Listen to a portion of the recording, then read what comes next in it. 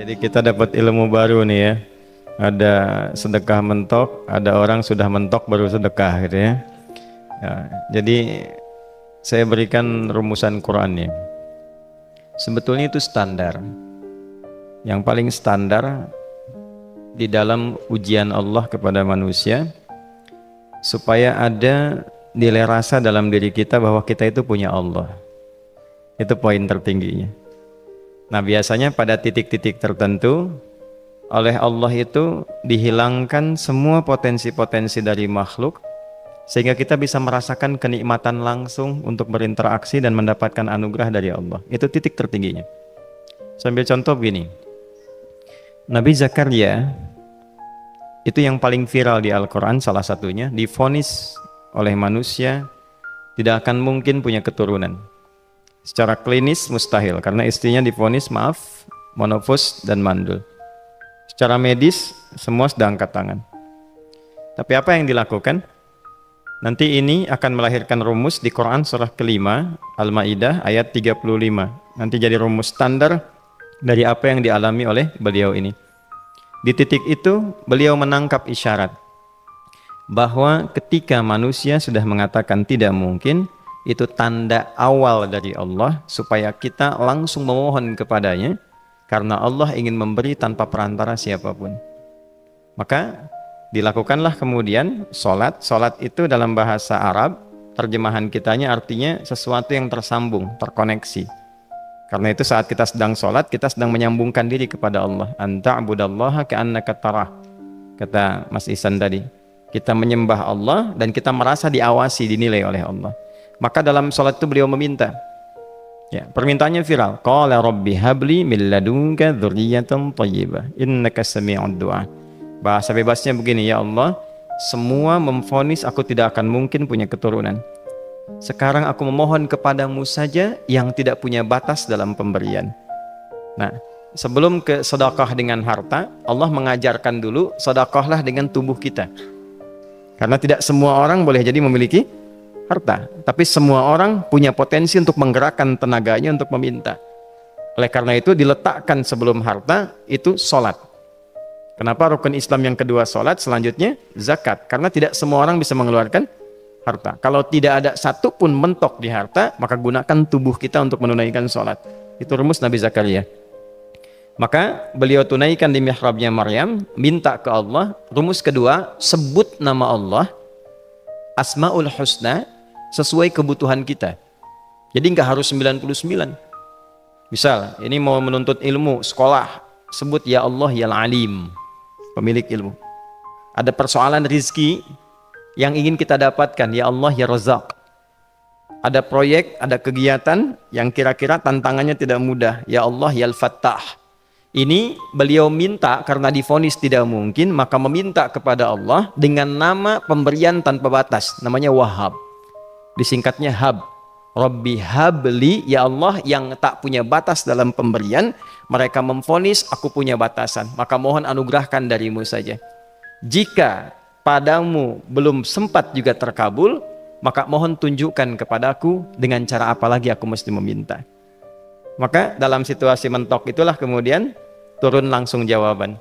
Fanadathul malaikatu wa huwa qa'imun yusalli fil mihrab annallaha yubashshiruka bi Yahya. Tolong garis bawah ini. Orang-orang yang langsung memiliki kesadaran saat di titik paling krusial, terendah, dan kita merasa tidak punya apa-apa, lalu ada kesadaran kita punya Allah dan meminta, itu seketika nggak ada sekat, langsung dijawab seketika. Karena itu biasanya di momen tertentu setiap kita itu pasti mengalami peristiwa itu, apapun bentuknya. Nah itu kalau sudah sampai ke situ itu kode. Jadi di Islam tuh nggak ada pesimis, ya tidak ada pesimis, dan jangan pernah melarutkan diri pada sebuah vonis sudah ini nggak mungkin, nggak akan dikabulkan. Nah itu jebakan setan. Karena declare pertama iblis ketika melakukan kesalahan itu kalimatnya jelas. Ana khairum minhu khalaqtani min narin wa khalaqtahu ya min tin. Saya lebih hebat, lebih bagus. Allah nggak mungkin, sudah nggak mungkin ada ampunan lagi. Jadi diteruskan kesimpulan ini karena nggak mungkin katanya diampuni, ya sudah bermaksiat saja. Karena nggak mungkin dikabul, ya sudah pesimis saja. Padahal di titik itu Allah sedang membuka. Temukan kata itu, temukan hubungan itu, minta itu tanpa sekat. Maka seketika malaikat turun menyampaikan, doamu dijawab. Itu sedang berdiri, baru selesai doa, belum selesai sholat, belum salam. Turun malaikat mengatakan, Allah kasih kabar, kamu akan punya anak, langsung namanya dari Allah Yahya. Jadi Yahya itu pemberian Allah. Ya, pemberian Allah. Yahya artinya hidup. Yang mustahil menurut manusia, lahir seorang bayi dari rahim perempuan yang divonis menopause dan mandul, kata Allah jadi dan hidup. Nah, rumus itu nanti terus dialami oleh para nabi, puncaknya di era Nabi Muhammad SAW, nanti melahirkan panduan di Quran surah 5 ayat 35. Ya ayyuhalladzina amanu ittaqullaha wabtaghu ilaihil wasilah. Perhatikan kalimatnya dengan detail ya. Hei semua orang yang masih merasa punya iman, tuh iman kita disentuh. Jadi kalau mengalami persoalan di titik nadir, terendah, itu yang disoal oleh Allah imannya dulu. Kamu masih punya iman nggak? Orang beriman nggak mungkin pesimis. Orang beriman nggak akan putus asa. Orang beriman nggak akan bunuh diri. Imannya ditanya dulu. Katanya kau beriman, iman kamu di mana? Kalau masih punya iman, kata Allah, ini ujian dari saya supaya kamu nyebut saya. Katanya ingin mendekat, kata Allah kan? Ittaqullah. Nah ini rumusnya. Wabtaghu ilaihil wasilah. Kalau engkau pengen cepat dapat solusi, maka aku berikan perangkat untuk cepat mengabulkan doamu itu. Perangkat itulah disebut dengan takwa. Nah, takwa itu ada urutan 240 kali disebutkan dalam Al-Quran, dibagi pada 3 segmen. Segmen ibadah ritual, segmen ibadah sosial, satu lagi segmen rumah tangga. Ya, karena itu tinggal cari aja di ibadah ritual, misalnya sholat. Bangun tahajud malam, minta sama Allah, dekatkan diri kita. Salah satu kasusnya Nabi Zakaria. Ya, itu poin yang pertama. Yang kedua nanti ada maliyah sosial, itu yang tadi dipraktekkan, sedekah dengan harta. Ya, tidak harus banyak, yang penting Allah minta apa, ikhtiarkan, nggak akan dilihat berapapun nilainya. Yang dilihat itu ada nggak kemampuan mengimplementasikan imannya, itu poinnya. Titik itu, ya. Yang ketiga nanti di keluarga. Urutan pertama orang tua. Kata Ibnu Abbas radhiyallahu taala anhuma, tidak ada satupun aku melihat amalan tertinggi yang menarik perhatian Allah untuk memberikan ampunan pada orang tobat atau mengabulkan doa dengan cepat kecuali berbakti pada orang tua. Dan kisahnya viral sekali di Al-Bukhari, 3 orang terjebak dalam gua, kemudian tertutup batu besar karena berteduh hujan, tapi tertutup batu besar. Lalu ketiganya mendorong, tidak pernah bisa mengeluarkan tenaga yang mampu mengeluarkan mereka dari batu itu. Gak bisa gerak. Satu di antara 3 orang ini mengusulkan, sudah, ini tanda dari Allah. Jangan gunakan kekuatan kita lagi, kita diminta menggunakan kekuatan yang Allah berikan. Coba kita cari amalan rumus takwa tadi. Satu di antara 3 itu mengatakan, ya Allah, saya punya seorang ibu.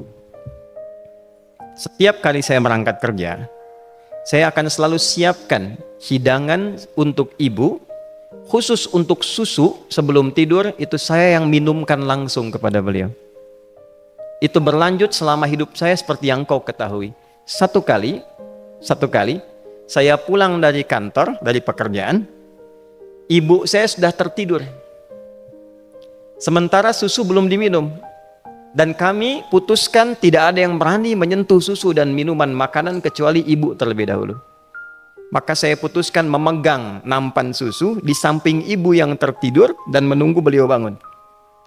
Tiba beliau bangun tengah malam, saya berikan susunya tanpa saya katakan saya telah menunggu cukup lama untuk memberikan susu itu.